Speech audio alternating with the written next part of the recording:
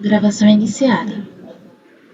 Voltando à sessão desta manhã, item 112 da pauta, relatoria do conselheiro Evandro Correia Dias, recorrente Cláudia Perfumes e Acessórios. Por favor, conselheiro, o relato e o voto. Já está na base. Deixa eu abrir aqui.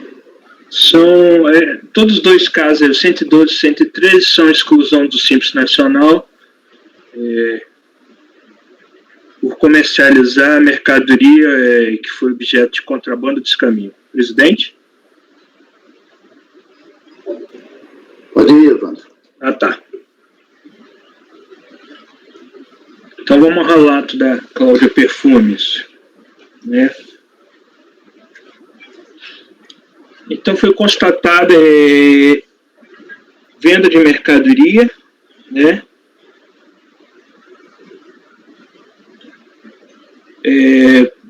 Desculpe. Então ela foi excluída do Simples Nacional através de ato declaratório executivo, né?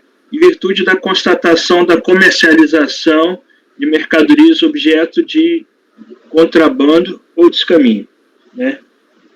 A fiscalização aduaneira voltando de revelia e pena de perdimento, uma vez que a empresa não apresentou impugnação contra os termos do auto de infração e apreensão de mercadorias. O acordo de manifestação de conformidade julgou esta improcedente. Aí vamos ao voto. O voluntário é intempestivo e atende os demais requisitos, motivo pelo qual dele conheço. Então, da preliminar. Tem uma preliminar nesse caso. A recorrente alega a nulidade do ato declaratório do SINS, pois entende que ocorreu preterição de defesa no processo de apreensão de mercadorias estrangeiras. Faz uma série de alegações quanto a isso. Então, eu vou aqui. Esclarece que o contexto envolve dois procedimentos fiscais distintos, um de apreensão de mercadorias e outro de exclusão do Simples Nacional. O primeiro, tratado no processo administrativo final 2015-74, refere-se à apreensão de mercadorias estrangeiras acompanhados de documentos comprobatórios de sua regular importação. Então, o procedimento iniciado com a apreensão de mercadoria e lavratura da auto-infração culminou com a declaração de revelia do perdimento de mercadorias.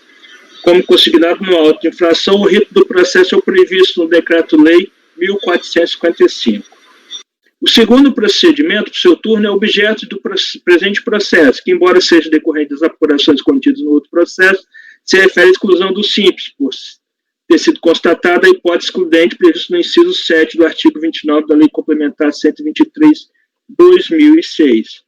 Diante dos esclarecimentos, constata-se que alegações do contribuinte quanto à preterição de defesa referem-se ao procedimento de apreensão de mercadorias e demais providências da autoridade aduaneira relativa a mercadorias estrangeiras acompanhados de documentos comprobatórios de sua regular importação, né?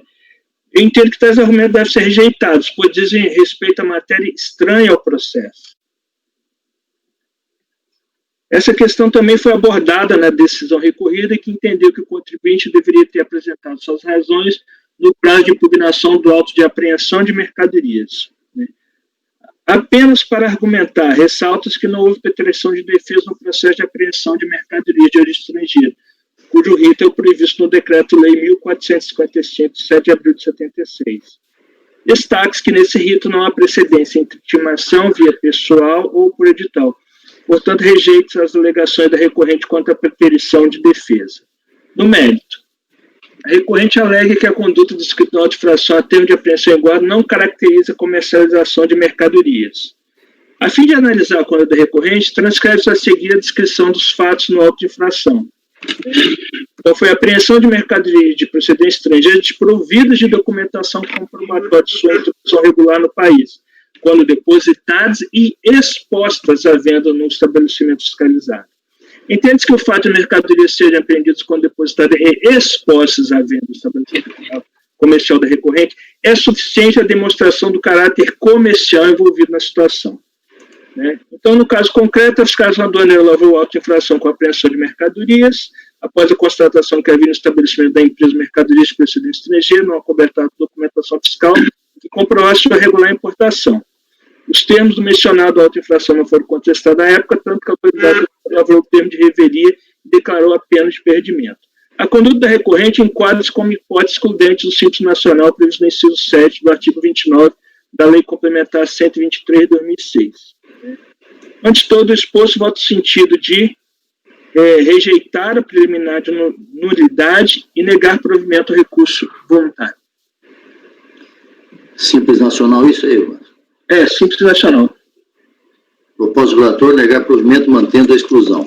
É exclusão ou indeferimento? Exclusão. Exclusão. Alguém quer se manifestar? Sim. Pode falar, Ivan. Esse é idêntico aos processos que a gente julgou ontem, né, naquele bloco lá. Ok. Marco. Acompanhe. Pagano. Acompanho. Júnior. Com relator. Wilson. Acompanho o relator, presidente. Paula. Com relator. Luciano. Divide, presidente. Quer especificar? Não, é porque aquela é a mesma questão, né, do comercializar, que a gente discutiu no primeiro dia. Divergência sua, ok. Então, Isso. por maioria, eu também acompanho o relator, por maioria, negado o provimento, prosseguindo na pauta, próximo item é sua também, o Evandro. Item 113, Elton José. Esse processo também é a mesma matéria que eu acabei de relatar, né? Simples Nacional, exclusão do Simples Nacional, por comercialização de mercadoria, objeto de contrabando ou descaminho. Então, vamos ao voto. No mérito, ela não traz novas razões de defesa para a reforma da decisão recorrida. Então, por esse motivo, eu estou adotando a decisão, o acordo, como fundamento da minha decisão. Então, vamos ao voto aqui, rapidamente, né? Da decisão de primeira instância. Ele conheceu por tempestiva, né? Então o fundamento foi o auto de infração em termos de apreensão de guardas, alega o interessado que seria equivocado, pois a mercadoria foi apreendida fora do estabelecimento, portanto não estava sendo comercializada. Contudo, esse argumento não procede, né? Essa específica alegação da manifestante reporta-se ao mérito da autuação tratado no processo final 2002-51, conforme se verifica na cópia do auto de infração em termos de apreensão e guarda fiscal. Eu vou ler aqui.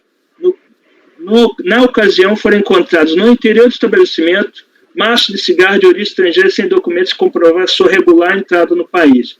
Os volumes foram cautelarmente apreendidos, conforme registrado no termo de início e apreensão anexo, posteriormente encaminhado ao depósito de mercadoria apreendidos dessa delegacia. Note que a autoridade fiscal conseguiu expressamente que as mercadorias estavam no interior do estabelecimento. Lavrado a infração, foi garantido ao contribuinte, com fundamento no artigo 27, parágrafo 1 do decreto de 1445/76, o direito de impugná-lo no prazo de 20 dias após a intimação. Constata-se que, transcorrido o prazo legal que tenha sido apresentada a impugnação, foi declarada revelia a pena de perdimento de mercadorias apreendidas. Ou seja, o contribuinte não contestou tempestivamente os termos contidos naquele auto de infração. Sendo assim, nos autos próprios, em instância própria, consolidou juridicamente o fato do contribuinte vir a comercializar mercadorias objeto de contrabando ou descaminho, né? Verifique-se a hipótese excludente do regime tributário do Simples Nacional, conforme inciso 7, artigo 29 da Lei Complementar 123. Né? O contribuinte pleiteia também a retroatividade, né, da exclusão do Simples. Necessário para esclarecer que a manifestação de conformidade interposta quanto à exclusão do Simples Nacional tem efeito suspensivo. Sendo assim, enquanto pendente a apreciação, manifestação de conformidade fica suspensibilidade do crédito tributário constituído por lançamento de ofício efetuado em virtude da exclusão. Contudo, não existe previsão legal para deferir o requerido pelo contribuinte, caso seja confirmada a decisão administrativa sua exclusão do Simples Nacional. Ao contrário, segundo já mencionado no despacho decisório, consta da resolução do Comitê Gestor do Simples Nacional.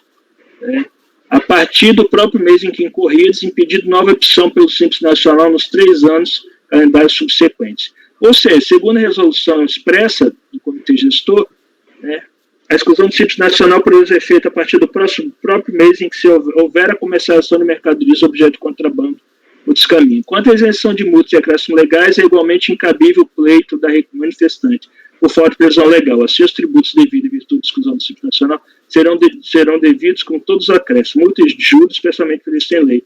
Ante todo exposto, voto no sentido de considerar improcedente a manifestação de conformidade. E ante todo exposto, voto no sentido de negar provimento ao recurso voluntário. Evandro, você está reproduzindo a DRJ aí, né? Sim, sim. Não esquece de colocar aquilo que eu te falei lá. Não vou esquecer não, presidente. Propôs o relator negar provimento. A situação é a mesma. Marco. Acompanho. Conselheiro Pagano. Acompanho. Conselheiro Júnior. Acompanho. Wilson. Acompanho, relator, presidente. Paula. Com relator. Luciano. Indivíduo, presidente. Perfeito. Eu também acompanho por maioria de votos. Negado o provimento, mantendo a exclusão. É Simples Nacional e exclusão, né, Evandro? Todos dois, Simples Nacional e exclusão. Perfeito. Próximo, Marco Rogério Borges, item 114, Nazário, distribuidora de vidros.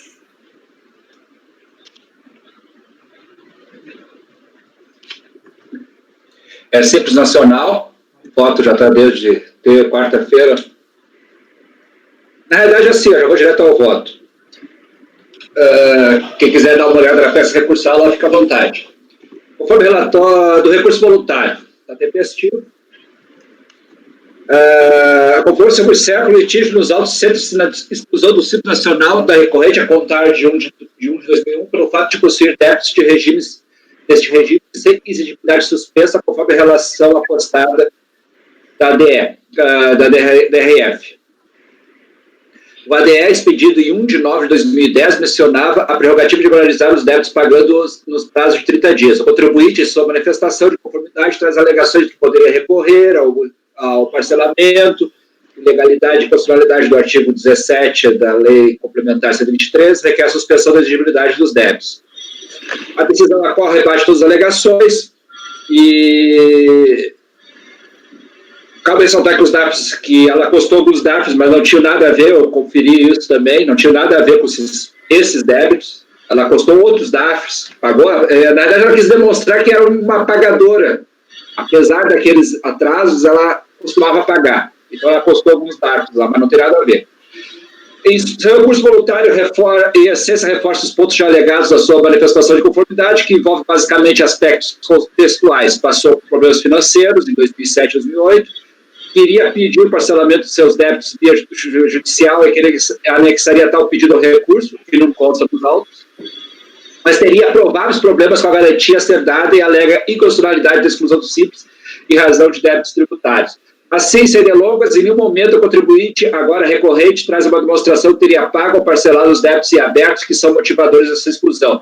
Tece várias considerações da sua peça recursal, mas nenhuma objetivamente contesta os fundamentos da exclusão. Inclusive, pela sua defesa, só confirma que tais débitos estarem sem exigibilidade suspensa é fato controverso nos autos.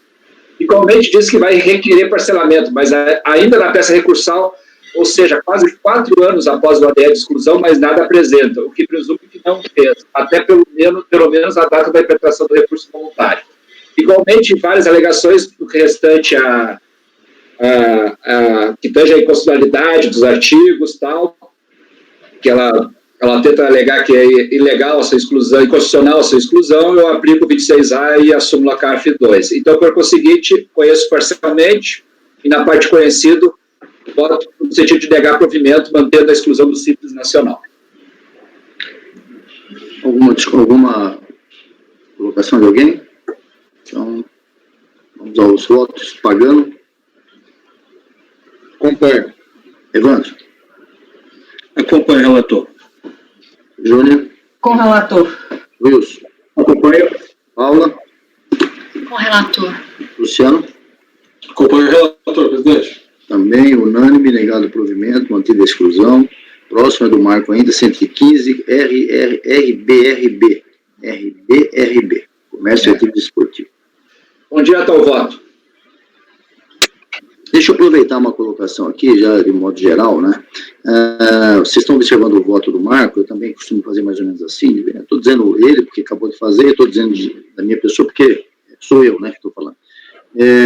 Vamos procurar nesses processos, justamente fazer esse tipo de, como são processos de pouca complexidade, né, já ir mais ou menos como o Marco fez, direto ao voto, eu faço isso, sem entrar muito, já passar por cima daquelas preliminares, quando já conhece tudo isso, essa parte de admissibilidade do recurso, só chamar atenção para isso quando tiver alguma dúvida a respeito da admissibilidade, tá? Para que a gente possa ser ter mais celeridade nos processos, na aprovação dos nossos votos e dos nossos acordos, tá bom? Apenas uma colocação. Para esses casos, o caso anterior, um pouco tempo atrás, que a Paula relatou, ela teve que realmente ir bastante a fundo, né, porque é uma situação diferente, mas como esses processos aqui de simples, de perde conta, geralmente tem os mesmos relatos, então eu peço que a gente procure sintetizar ao máximo e ir direto ao voto, que é aquilo que é realmente mais importante. Se houver necessidade, depois volta ao relatório. Marco, por favor. O item 115, presidente. Do recurso voluntário. Tempestivo, né? Como se observa pelo relatório anterior, o contribuinte alega materialmente que o débito motivador de seu deferimento à opção pelo Simples Nacional estava parcelado em 31 de 1 de 2011 e tentara um reparcelamento em 4 de 1 de 2011, mas sem cumprir o requisito de pagar os 20% da dívida consolidada para reparcelamento, pagou apenas 10%. Tal débito ficou 6 exigibilidade suspensa de forma errônea. Só para esclarecer, eu acho que eu comento isso na frente, a regra de parcelamento na época e dizia o seguinte, para parcelar um tributo em atraso, inadimplido, tu teria que, na primeira parcela, recolher 10% do total. E aí depois tu parcelava tantas parcelas quanto fosse, proporcional. Se fosse um débito já parcelado, ou seja, um reparcelamento, a primeira parcela deveria ser 20%. Tá? E aí o que acontece? O contribuinte aqui, ao invés de pagar 20%, que era um reparcelamento, pagou só 10%. E aí o que acontece? Esse parcelamento não se concretiza, porque não foi atendido o requisito. Considerando que a discussão nos autos, a opção do Simples está condicionada, considerando que a discussão nos autos está... deixa eu corrigir aqui. A opção do Simples Nacional está condicionada a não ter nenhum débito sem exigibilidade suspensa até 31 de 1 do ano que tenta ingressar, cabe verificar as alegações do contribuinte. Conclusão dos autos, verifica-se que o débito em questão é do Simples, já inscrito em dívida ativa desde 13 de 8 de 2004, é do Simples Federal, sob o número de inscrição tal.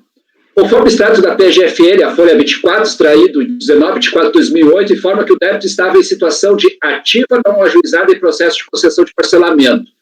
Contudo, as informações do status do débito não são conclusivas para o dia 31 de 1 de 2011, data limite do imbróglio de discussão dos autos. Em 19 de 4 de 2011, houve um despacho da unidade da Receita Federal para a Procuradoria da Fazenda, questionando objetivamente se o débito em questão estava com exigibilidade suspensa em 31 de 1 de 2011. Na folha 42 há um despacho manuscrito do Procurador da Fazenda, em que é categórico informar que o débito em questão não estava com exigibilidade suspensa em 31 de 1 de 2011. Posteriormente, houve o julgamento da RJ que negou provimento às alegações do contribuinte, conforme já relatado acima. Em análise até dos elementos dos autos, verifico que o contribuinte tinha débito sendo parcelado. Aqui já a minha análise, isso aí eu contextualizei o processo e a minha análise. Em análise até dos elementos dos autos, verifico que o contribuinte tinha débito sendo parcelado na Procuradoria, na dívida ativa, ao qual pagou algumas parcelas ao longo de 2004 e 2005, não pagando mais nenhuma parcela posteriormente. Contudo, ficou parcela remanescente do saldo deste parcelamento, lá antigo. Ao optar pelo Simples Nacional, o sistema acusou essa pendência impeditiva em 12 de 1 de 2011. Tranquilo. No dia seguinte, ou seja, no dia 13 de 1 de 2011, o contribuinte vai lá e tenta regularizar isso, procurando fazer um reparcelamento dessa dívida antiga, desse parcelamento antigo. Contudo, deveria ter pago 20% do montante para tanto, na primeira parcela. É a regra que eu citei. Para os casos de parcelamento de débito ainda não parcelado, seria 10%, mas pagou apenas 10%, o que não configurou o reparcelamento no sistema, ou seja, não configurou, ou seja, aquele parcelamento antigo continuava em suspenso lá, porque não estava sendo reparcelado, porque não preencheu os requisitos. A alegação do contribuinte, há uma alegação na peça de recursal, de que foram orientados de forma errônea pela unidade da Receita Federal a pagar os 10%. Contudo, é algo que agora fica no nível de palavra apenas, sem provas, enquanto que a lei é clara a respeito, algo que está bem exposto na peça recursal do contribuinte. em 31/1, ele até cita a lei, na peça execução dele ele cita lá, tal, mas ele disse que foi orientado errado. Apenas diz isso. Pode ser até verdade, mas agora é difícil validar isso. Em 31/1 de 2011, o sistema apurou a situação do contribuinte, e como o reparcelamento não foi confirmado, o débito originalmente parcelado em 2004 continuava sem exigibilidade suspensa, e por consequência, impedindo a sua opção ao Simples Nacional.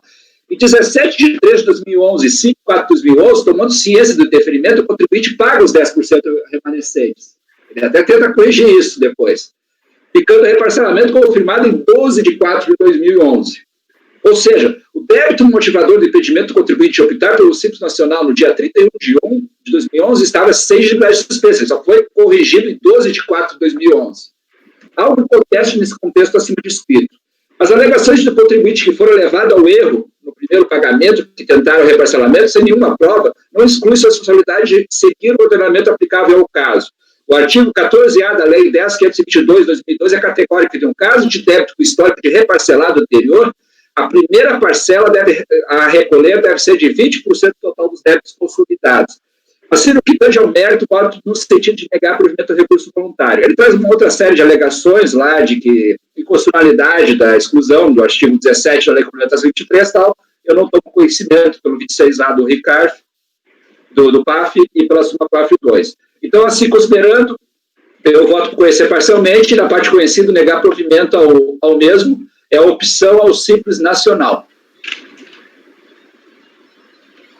A proposta do relator é negar provimento pelos motivos expostos da opção pelo Simples Nacional. Conselheiro Pagano. Muito bem detalhado pelo relator, eu acompanho. Evandro. Acompanho o relator. Júnia. Com o relator. Conselheiro Wilson. Eu acompanho o relator. Conselheira Paula. Acompanho, até porque não se pode alegar a falta de conhecimento da lei, né, para se eximir da obrigação tributária. Perfeito. Luciano. Com o relator, presidente. Bem, acompanho, unânime. Então, negado provimento, mantendo o termo de indeferimento e opção pelo Simples Nacional. Eu estou anotando os resultados aqui, eu vou voltar então para os 4 processos que restaram de ontem, começando com o item 106 da relatoria da Júnia. JJ Engenharia, Júnia. É possível disponibilizar esse bloco? Está disponibilizado desde ontem, presidente. Então vamos lá. Pode começar o relatório e eu voto. Rápido. Espera aí que eu vou só entrar aqui no meu. JJ, item 106. Ok? Vamos lá. Essa aqui é uma questão de despesa, tá? Não comprovada. É um auto de infração de CSL. E acho que a gente vai... Vamos lá para o voto, que eu acho que já está claro. A primeira alegação é de prescrição intercorrente, ou aplica a súmula 11 do CARF, que não existe prescrição intercorrente no processo administrativo.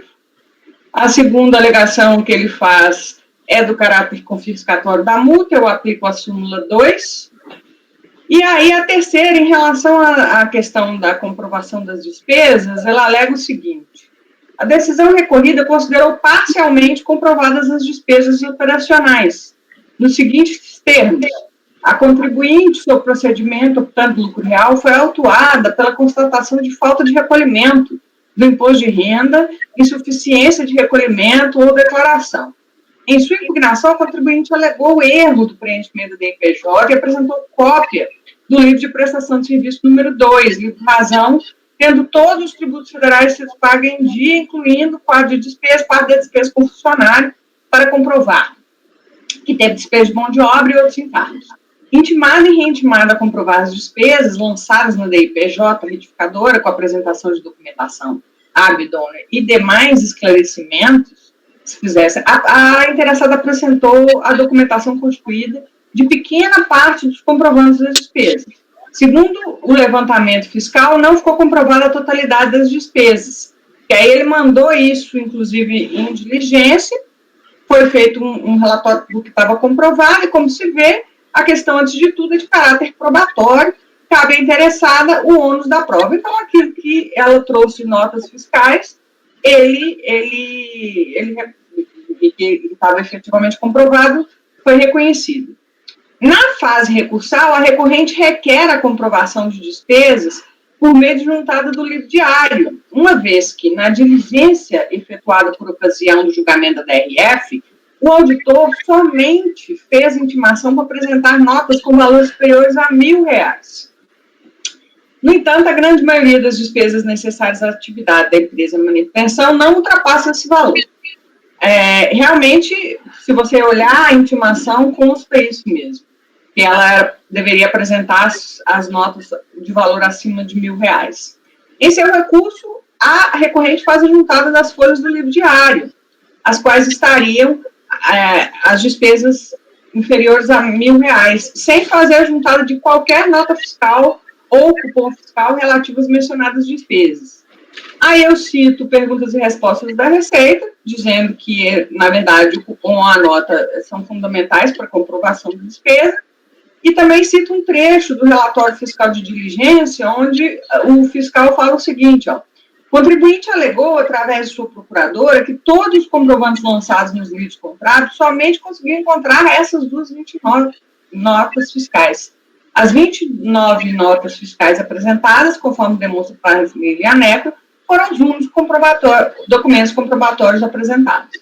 Seja assim, seja pelo conteúdo da decisão recorrida, como pela diligência efetuada, parece fora de dúvida que a recorrente tinha conhecimento que a comprovação abdona das despesas deveria ser feita por meio da juntada das notas fiscais, que ela poderia ter trazido, na verdade, mesmo que fosse em grau de recurso.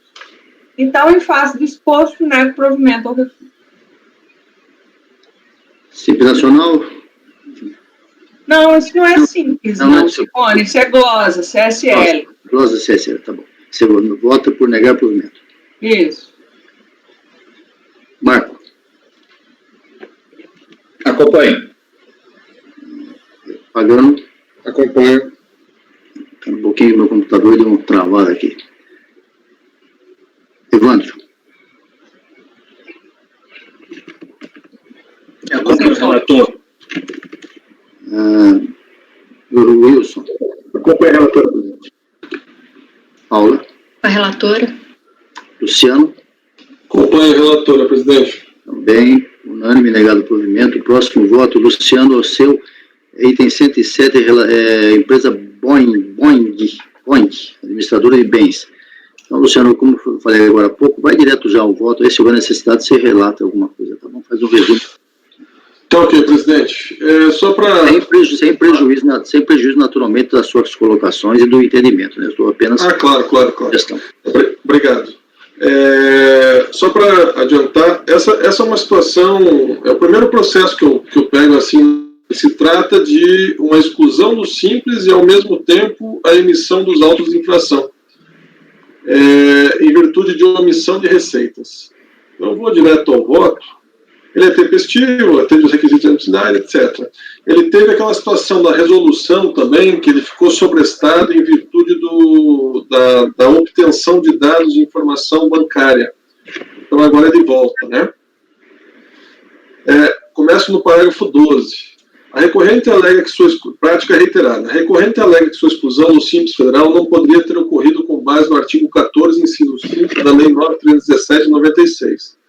Pois esse dispositivo prevê sobre a retirada do benefício do regime simplificado por prática reiterada de infração à legislação tributária.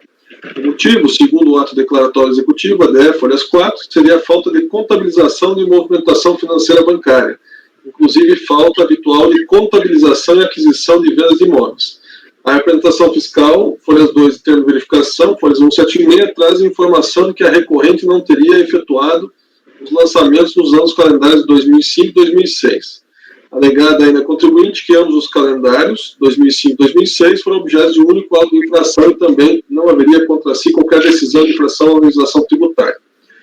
Quanto a tal argumentação, cumpre esclarecer que o artigo 14, inciso 5, dispõe sobre a prática reiterada de infração, referindo-se, portanto, a ato do infrator, ou suposto infrator, não da autoridade fiscal.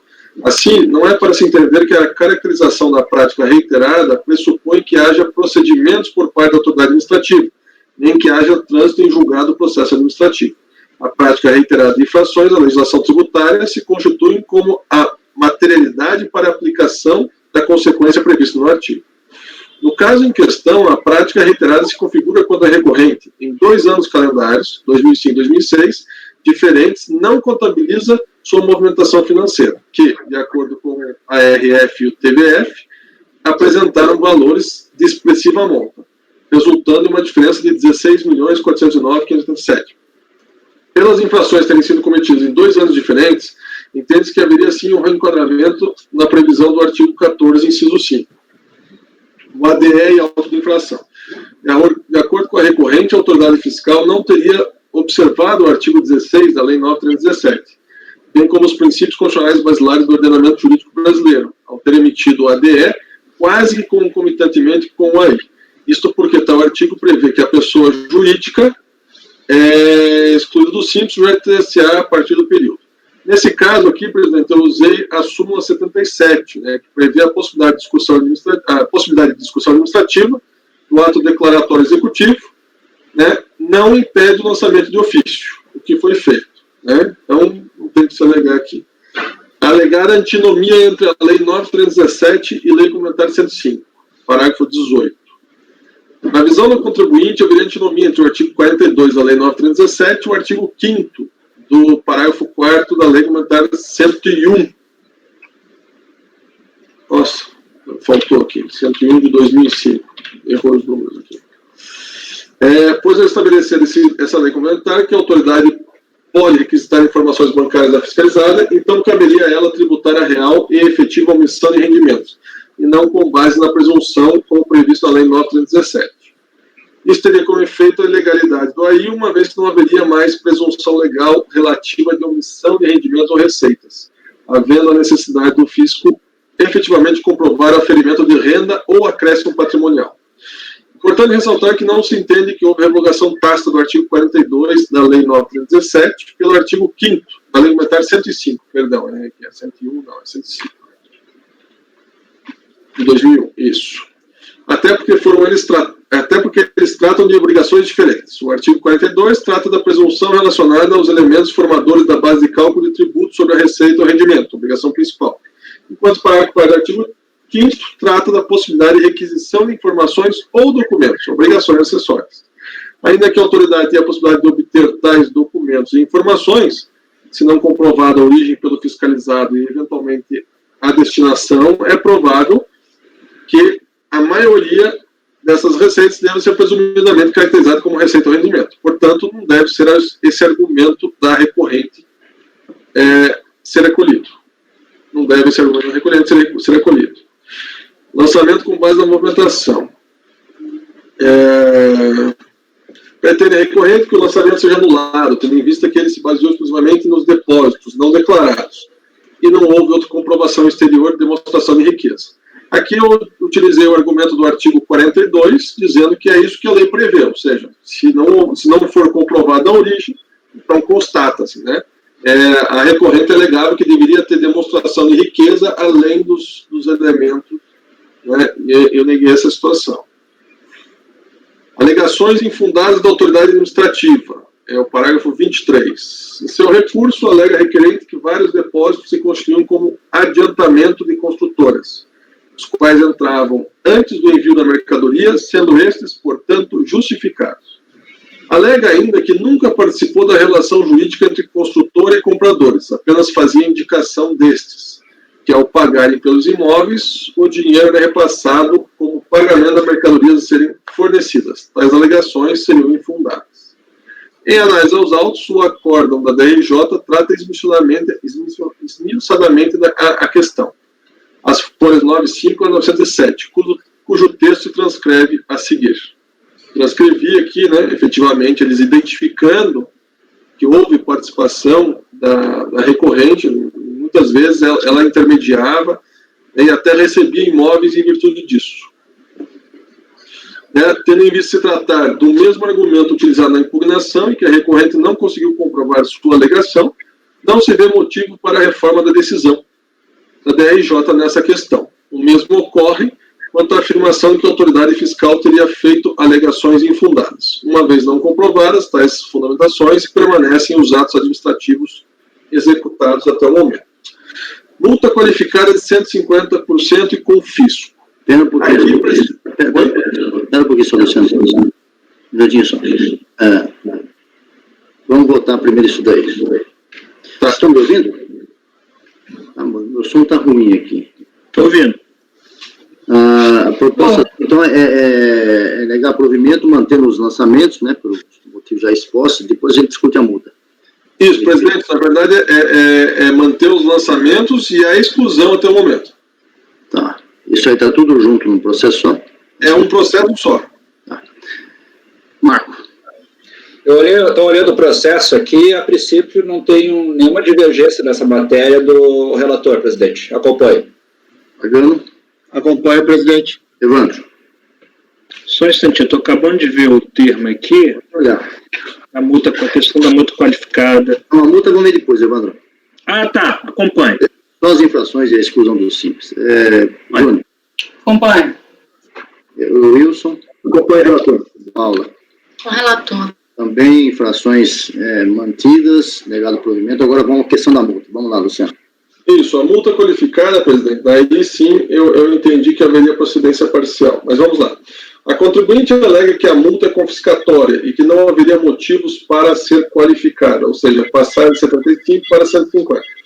A DRJ manteve a qualificação da multa pelo fato da contribuinte não registrava sua movimentação financeira e fazia parte do Simples, quando não deveria.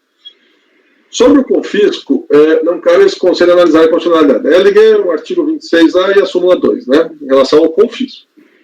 Sobre a qualificação da multa, entendo que, ainda que a DRJ tenha entendido que a conduta da contribuinte tenha se caracterizado como sonegação, fraude ou conluio, situações que caracterizam a qualificação da multa, de acordo com o artigo 44, parágrafo 1º da Lei 9.430, não se vislumbra tal caracterização. Primeiro pela caracterização subjetiva da contribuinte, que deve ser comprovada pela autoridade fiscal, mas também com base nas diretrizes estabelecidas pelas súmulas de número 14, 25, 96 e 133 do CARF, os textos transcrevem-se a seguir. Também visto o exposto, entende-se que a multa não deve ser qualificada, sendo reduzida ao seu patamar de 75. Bom, basicamente, a DRJ alega que, em virtude da não movimentação financeira, né, não registrava a movimentação financeira, da falta de registro, e que ainda fazia parte do Simples, quando não deveria, isso causava, inclusive, problemas concorrenciais para outras pessoas, etc. Então, esse é o motivo de se manter a qualificação. Por mais que eu entenda que a contribuinte se beneficiou dessa situação, né, e efetivamente beneficia, porque quando você sonega, você não declara isso, você tem um benefício econômico. Não houve a caracterização de nenhuma das situações previstas no artigo 44, parágrafo 1º. Esse foi o meu entendimento, presidente. Então você está afastando a qualificação da multa. Bom, eu 150 para 75. Tá, eu vou deixar os debates abertos, apenas vou fazer uma colocação. Se ele foi excluído do Simples por prática reiterada em 2 anos, com uma movimentação financeira de 16 milhões contra 0 de informação, acho bastante difícil dizer que não houve dolo nisso, mas enfim, vamos às palavras aí dos conselheiros. Paula levantou a mão. Não, era até para perguntar para o Luciano justamente esse ponto que o senhor trouxe. Essa omissão de receita, né, que foi configurada, ela aconteceu por 2 anos e ele não declarou nada para poder afastar, chegar no limite do faturamento do Simples? Isso é uma presunção que você está falando, né, Paulo? Não, estou te perguntando se você viu nos autos. Não, ele tem 16 milhões de movimentação financeira, bancária, que está por presunção agora não elidiu, então está confirmada, e o Simples tem limites. Na época devia ser uns 2 milhões e pouco de faturamento. Isso. Aí ele tem 16 milhões, quer dizer, é isso que ela está perguntando. Ele alegou erro, comprovou erro numa escrituração, ele tinha escriturado isso, mas esqueceu de colocar, teve um erro, uma divergência, porque uma coisa é a omissão de receita quando há divergência nas declarações, mas a escrituração fiscal do contribuinte demonstra que essa receita está lá. Outra coisa é quando ele simplesmente deixa de colocar, tentando, de fato, evadir o tributo, né? Não, ou enganar a autoridade fiscal. Houve alguma alegação de erro, algum movimento do contribuinte para dizer que aquilo não era uma prática reiterada, que ele contabilizou de outra forma? Não, ele falou o seguinte, não houve alegação de erro, né, dizendo, errei, não, até porque o valor que ele deixou de declarar é muito elevado, então não tem como você errar em 16 milhões. Né? Pois é. Também a situação de dolo, presidente, só voltando aqui que o senhor tinha alegado, eu não alego que ele não tinha dolo. Não, eu só fiz uma colocação, não estou contra. Não, veja, eu acredito que efetivamente houve um benefício ali, até, enfim, mas eu não consegui caracterizar isso como sonegação, fraude ou colúrio. O que ele alega, Paulo, em relação à reiteração? Ele alega dizendo que, por se tratar de uma situação contínua, não seria reiteração.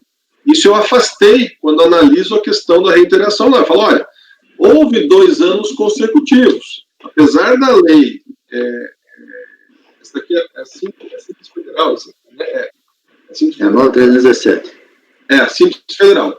Apesar do Simples Federal não ser tão específico como o Simples Nacional, né, porque lá o artigo 29, parágrafo 9º, inclusive até o Marco me chamou para colocar isso numa situação no mês passado, ela não prevê exatamente que venha a ser reiteração.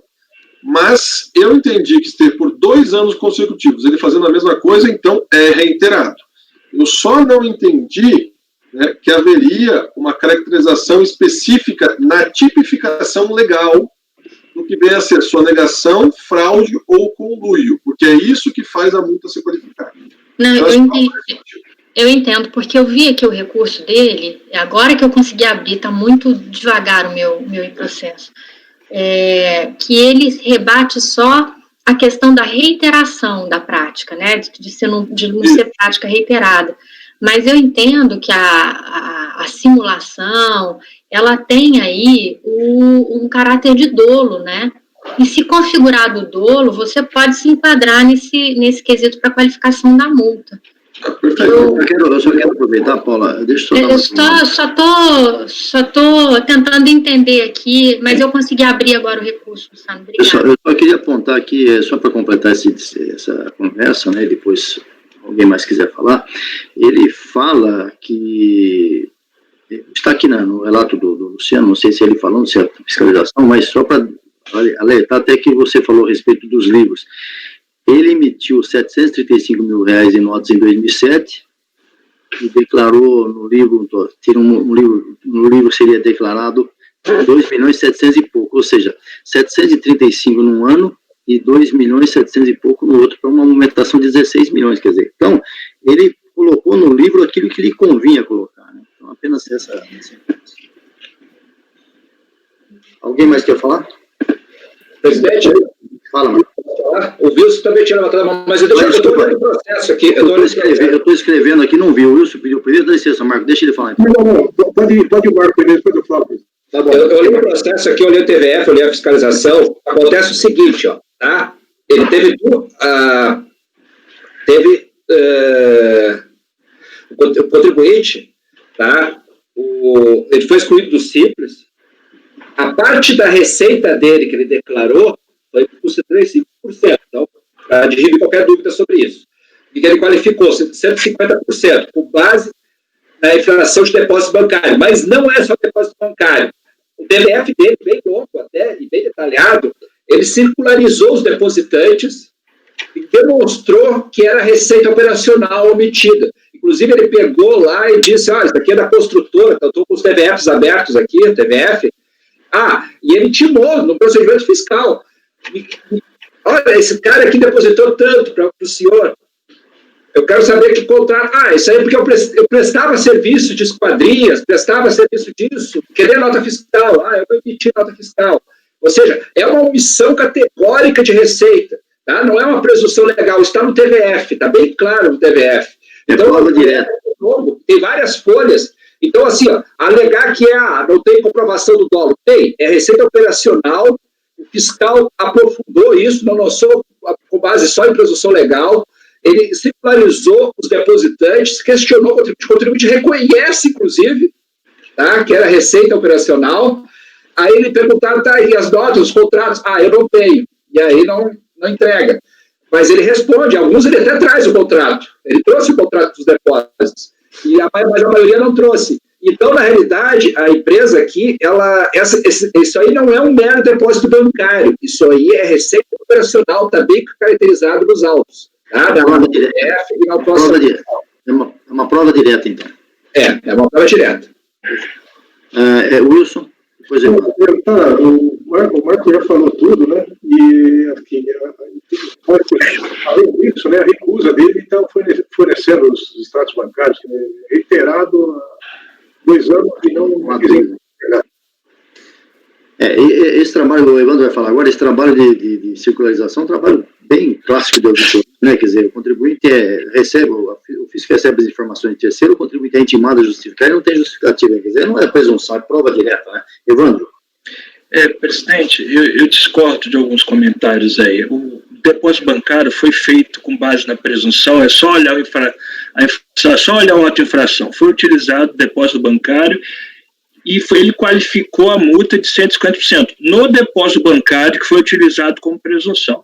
Na parte de venda de produtos, ele usou a multa de 75%. Então, acho que a gente tem que separar as duas situações aqui. Ele só qualificou a multa nos depósitos bancários porque ele entendeu que a infração era reiterada, foi 2 anos seguintes. É essa a base da qualificação. A reiteração. Esse argumento, porque não era depósito bancário, eu não discordo, é depósito bancário. É só olhar o auto-infração que a gente vai ver que o lançamento é com base em depósito bancário. Há indícios que isso era venda de algum produto, alguma comercialização? Sim, indícios há. Mas o lançamento foi feito com cima de depósitos bancários, ele qualificou a multa de 150%, ele lançou uma outra infração de receitas vindo de produto de fabricação própria, com a multa de 75%. Então, a gente está discutindo aqui a multa de 150%. Mas, de qualquer maneira, há uma reiteração, né, Ivan? Houve uma reiteração, foi em 2 anos seguintes, né? Há uma diferença ali entre o que ele escriturou e o que foi apurado pelo depósito bancário, e eu concordo com que houve uma reiteração, sim. Tanto que no recurso dele, ele se insurge contra essa reiteração. Não, E essas contas, pelo que eu li no relatório, não estavam escrituradas nos livros, Paulo. E tanto que o motivo da exclusão do CIP foi a reiteração. Exatamente. Sim, exatamente. Bom, Marco, quer falar mais alguma coisa? Eu tenho dúvidas aqui, porque a impressão que eu tenho, Evandro, é que ele lançou como multa 75 a parte declarada do Simples. O cara declarou um valor alto e ele excluiu do Simples. Sim. Ele excluiu do Simples e fez atuação com 2 infrações. Ele deu o nome lá de receita própria, mas é a receita declarada. A impressão que eu tenho é isso, dos autos, tem que olhar com mais calma. Tanto que em 2005, por exemplo, a receita declarada dele é 2.225.000, tá? E ele identificou uma aumentação bancária de 8.600.000. É o que eu falei, 4 vezes mais.